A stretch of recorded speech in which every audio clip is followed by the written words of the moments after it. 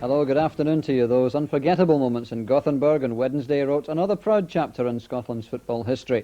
And yesterday the season reached another climax at a somewhat drier Dens Park, with Dundee United just 90 minutes away from their greatest ever triumph, the Scottish League Championship.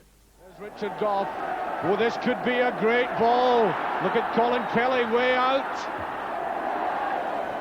That would have capped it all.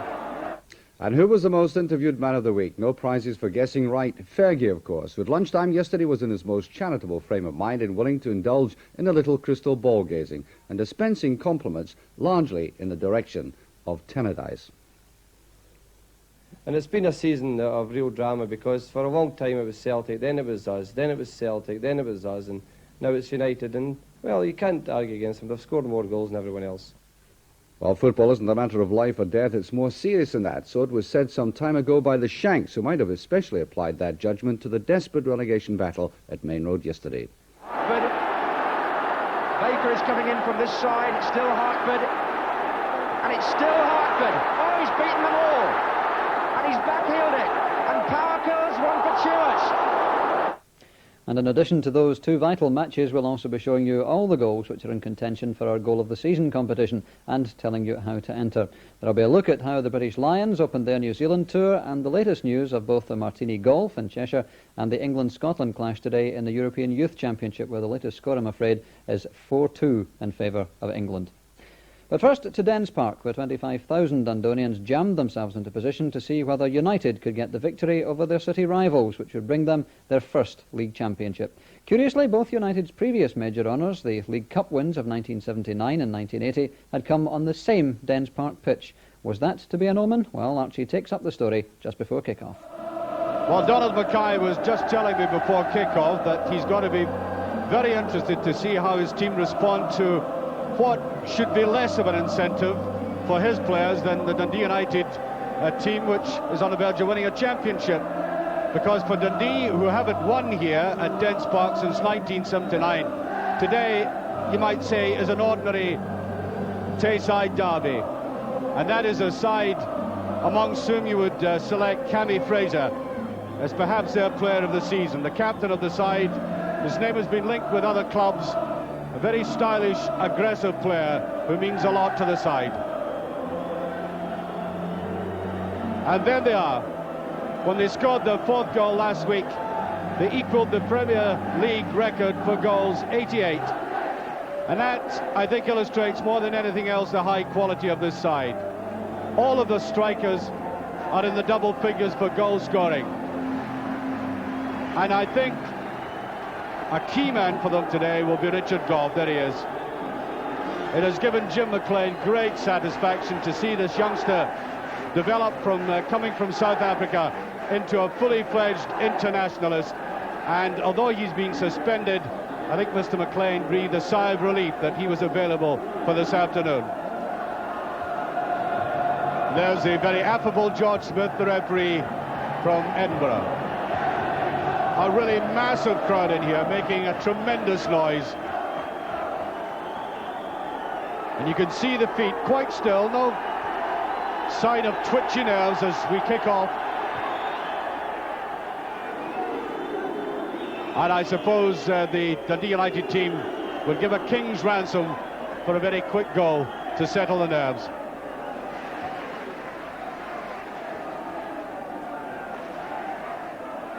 And Dundee will fight all the way. Billy Kirkwood, a bit of slipping. That's not a bad area of pitch there, but when you see the ball near the centre circle, you realise just how heavy it is.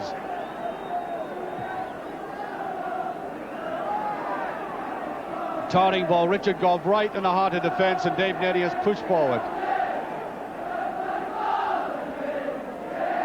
There's Gough. Sturrock. Neddy. Milne wants a run, just a bit too much. The angle by Sturrock a bit too acute.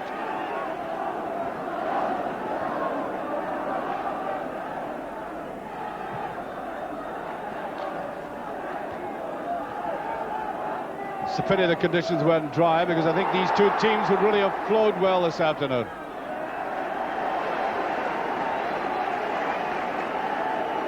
Maurice Malthus, under 21 internationalist. Very difficult player to pass, tenacious in the way he approaches the match.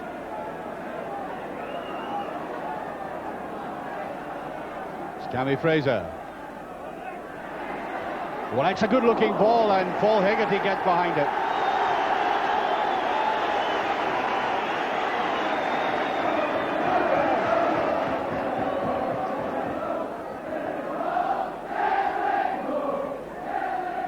Crowd packed in at the back there as the corner's taken.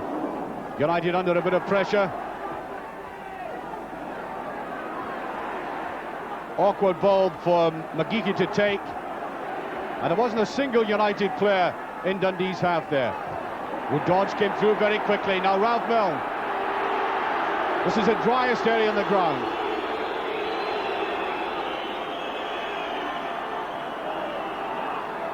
He'll try the chip. It's not a bad one. Bannon. Very tight looking defence, and that's a corner kick. United's first.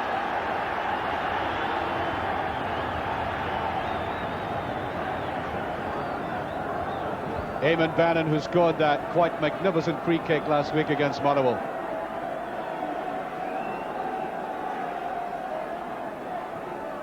Auto spin, Goff was there, and that's a goal kick.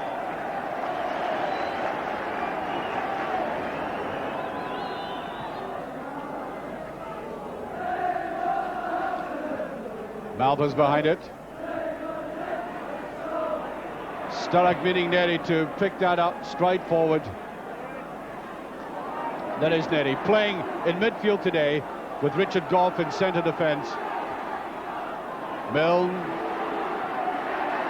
wriggles clear, might just get the chip, and he does. He's scored. Oh, what a great goal. That is the dream start United prayed for. How the prayers were answered. Great skill shown by Milne. Looked as if he might be losing his balance, but he went for the chip, and he couldn't get a sweeter goal than that. 4 minutes gone, 1-0.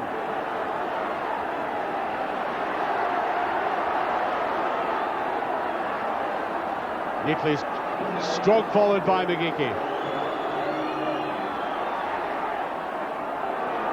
Milne looks as if he might have a field day today.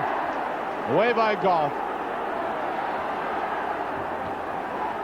Well, that surely should take a lot of the tension out of United's play.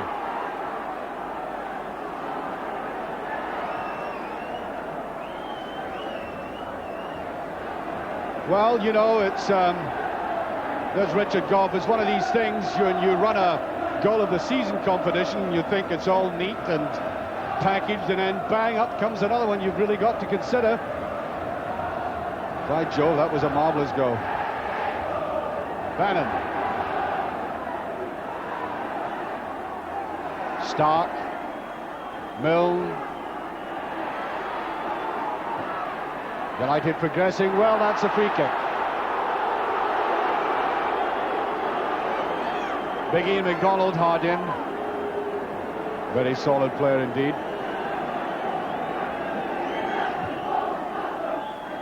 Bit too powerful, that. Goff is with it. Slight hesitation there by Billy Kirkwood.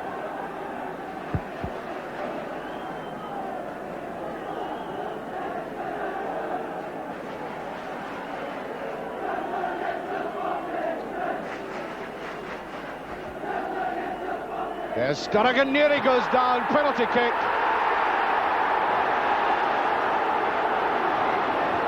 Referee had no hesitation. That was a strong driving run forward by David Neri. And down he went. Very hard. There's a lot of complaining, and I think it's Bobby Glennie who's going to be booked for that. Yes, he is being booked. I think the Dundee players are saying that was accidental. But Neri fell like a log, and the referee doesn't hesitate, pointed to the spot. What a vital penalty kick for this man to take. You saw him and Bannon strike home a beautiful kick last week, and you get the impression thus early in the game that this goal would end any doubts about United winning the championship eventually. That is how important it is. So, here he goes. Bannon against Kelly. He saved it. That's it though. The second.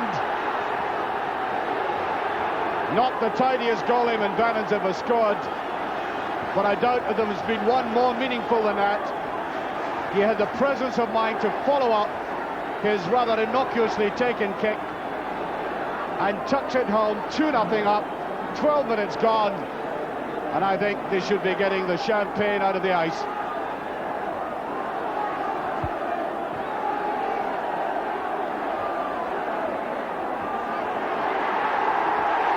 Well, Hegarty went down and he was obviously stunned by that.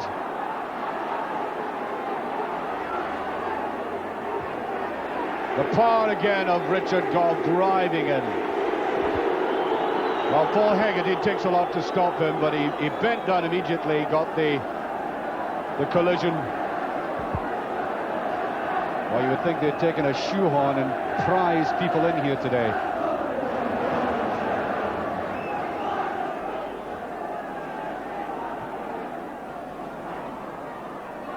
Well, a good position taken up by Bobby Glennie. Funny, it's very awkward to turn. In fact, the referee says that is a free kick.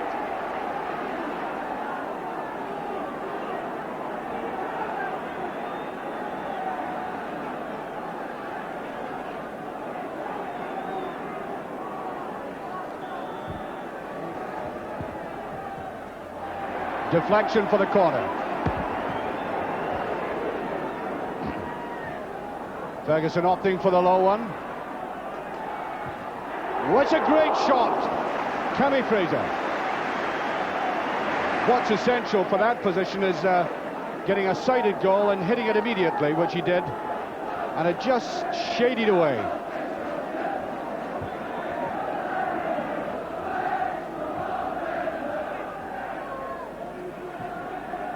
Well, United have played with great pace in this match, led, not terribly surprisingly, by Ralph Milne, although he's been well supported by players at the back like Billy Kirkwood there taking this throw.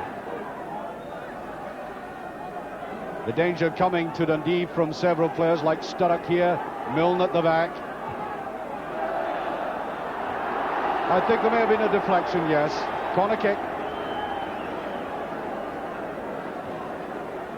Isn't it a marvellous sight to see a football ground really packed?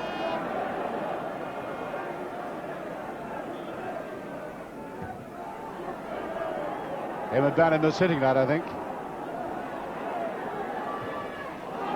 That's a good ball as Albert Kidd gets going. Alpha's going back with him and Gough. Kidd finding it very difficult to get his cross in. Milne, away he goes again. A lot of class in that play by Milne. Paul Sturrock, good ball to the outside, there's Bannon! Well, you know, how many times have we seen United moving like that? A kind of forward diagonal move, originating in Milne picking it up. That little deceptive turn of pace, and then that superb sweeping ball. Sturrock delaying the pass eventually, and Bannon coming in fast, slightly off of the shot there, but so typical of United.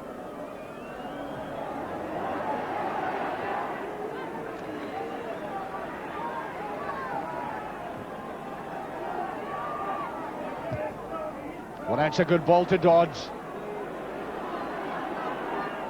Making contact was the effective part, controlling it was much more difficult.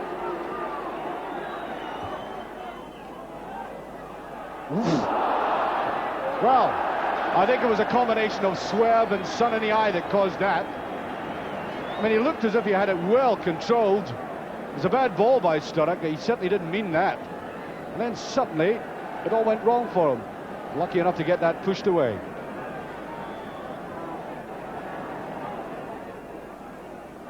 Well meant certainly for Milne, but Stuart McKimmie read that move quite simply. Oh, bad one by Sinclair.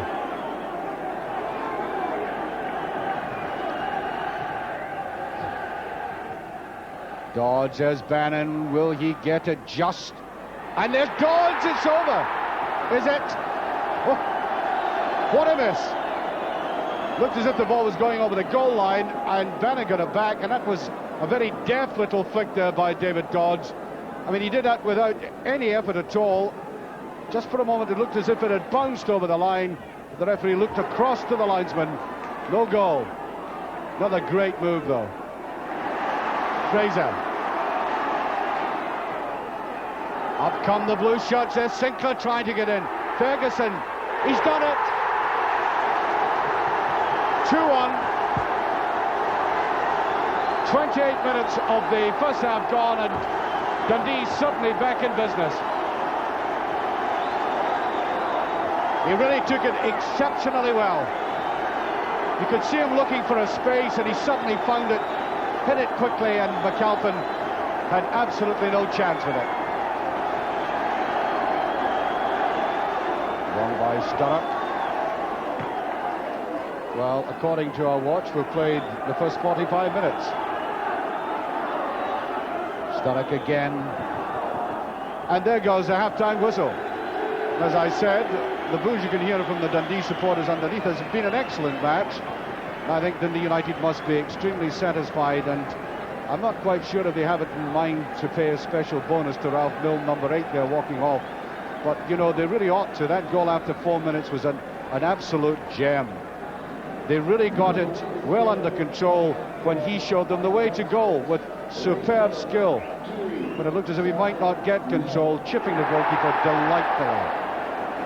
And then the penalty kick when it came with David Neri going down. Eamon Bannon has taken better penalty kicks than that, but he was up very quickly to flash it away. I think that put the game beyond Dundee's reach, even though they did come back and Ferguson scored a quite excellently snapped goal. So there we are. At the moment, it looks very promising indeed for Dundee United. Well, as we start the second half, one wonders what the psychology of the Dundee United management is in approaching this afternoon, because they must realise that with Rangers 2 up at half-time at Ibrox, that the championship is even nearer. And I wonder if that has got through to the players. The players know the score, because there was just a tendency towards half-time for Dundee United, playing, to my mind, well within themselves, to just get a little bit lethargic. And that bothered Jim McLean a bit much. There's Sturrock. David Dodds tries to go for it. With her by Fraser. And Bannon pushed. Free kick.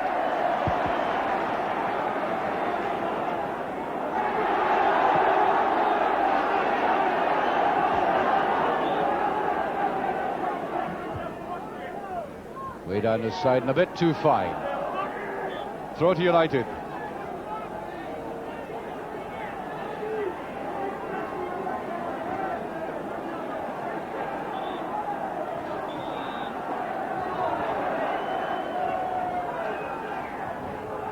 Dodds. Ball's over.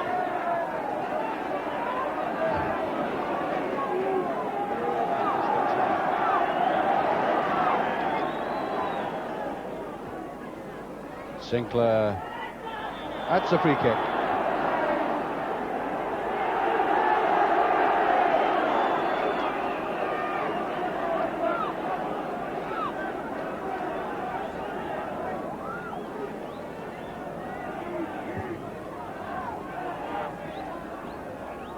Dodds nowhere near that. McGeechy. Kidd. Oh, Malpas took his eye right off it. There's Goff. Sturrock. Wrong side of David Dodds. Sinclair. Well, Sinclair trying to do a Ralph Milne. A much more difficult one because Hamish McAlpin was right back on his goal line. But he took it with great care. Bannon, no push. Well, surprising. Stark, that's the kind of turning we know of him. Still a bit of luck that time.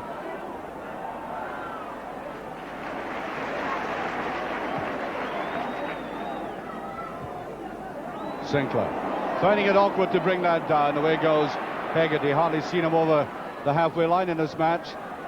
Played a very cautious game, and I think very wisely too. That's Ralph Milne. Away he goes, a bit of obstruction, fought back very well there, and I think the chip was required. Nevertheless, he's had one of his better days.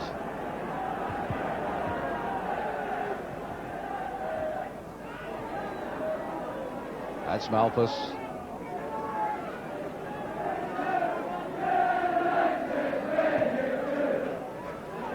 Exactly 10 minutes gone in the second half. There's Goff. Sturrock turns superbly. There's Bannon inside. Yes, Sturrock, will he get the touch?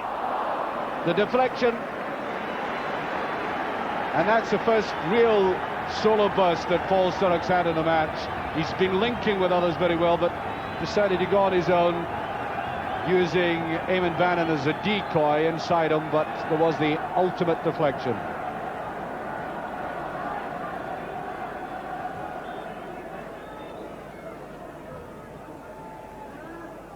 Stark got his head to it.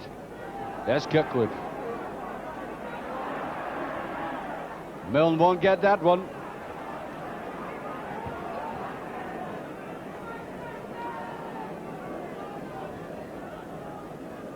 Well, the pattern, as I see it now, is that I think United feel that 2-1 would be enough. They've coped with that temporary threat of the first half when the goal was scored against them. We seem to have the game well contained. I know there's one goal in it, and only one goal, but looking at the pattern of play, there seems to be a much more comfortable margin than that. And I think they'll settle for that, nailing any possible threat by Dundee, by crowding midfield, playing hard. And here's John Holt about to come on. That's precisely what I mean. Holt, a hard running, certainly very workman-like player. And Paul Sturrock is going off. Maybe a slight injury problem there as well, being warmly greeted by the United players, but I think that's exactly the point I was making, that United are going to tie this up more than anything else. If another goal comes along, it'll be a bonus. Now here's Milne. Billy Kirkwood is inside him. Just a bit too much in that. Exactly 2 minutes remaining. And I'm sure Johnston Grant, the chairman, who's seen some very hard times with Dundee United and some of the best, will be sitting in a stand with a lump in his throat. An emotional moment for a man who's dedicated a lot to Dundee football. There's Richard Goff. Oh, this could be a great ball. Look at Colin Kelly way out. That would have capped it all. A minute and a half. Hamish McAlpin, been with the club, as I say, since '69. There's Holt. David Dodds, the leading goal scorer. All played their part.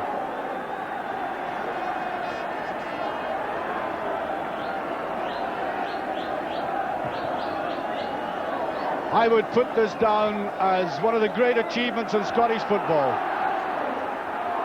With the kind of resources that Jim McLean started out with 12 and a half years ago, to make them Scotland's premier club. Very little to equal that. By our watch, About 40 seconds remaining.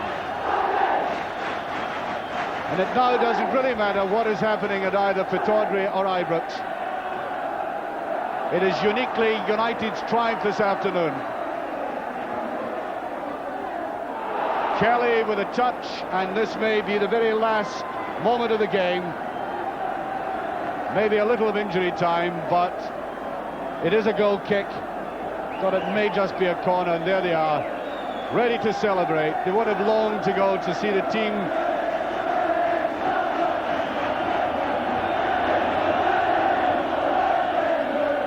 I'm keeping my eye on that dugout,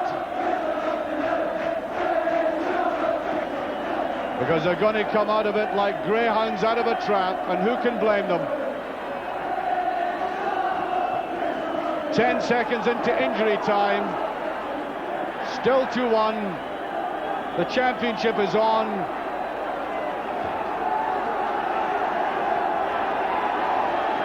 If it is possible, I have my eyes on the referee, it's gone, that's it, the finish. United have done it for the first time in their history. The Scottish Premier Division champions, and there is a man who walked out of Dens Park 12 and a half years ago, out of Dens Park, where he was coached, down the road, and totally transformed the face of football in this city, taking away from Dundee their supremacy. There they are, the last draw as the team come back out, and as they come back out, we can, I think, there they are, they're coming back. The police are allowing them to come out with Jim McLean to greet the supporters, and I must say, I don't think I've seen scenes like this in Dundee before, a jam-packed crowd. Thousands outside, and there's a man, is he going to smile? Come on, Jim, give us a smile. He's done it. Well, it's a half smile. I'm not sure if he got a local anaesthetic for that, but he did say he'd promise to give us a smile this week, and he's done it. Well, you know, it would sound almost churlish to criticise a game that was attached to United's ultimate triumph. Just let's say it wasn't only the United players who were grateful to hear the final whistle going. Now, there's nothing wrong with the honours being shared around the country, and as I pointed out last week, the vital statistics of United's achievements speak eloquently of their class. Record breakers in both goal scoring and points gathering. What more can you ask? Jim McLean was at pains yesterday to admit the apparent illogicality of their winning the title. How could a club of our resources and with such a limited, albeit talented pool, hope to compete with the likes of Aberdeen and Celtic? But even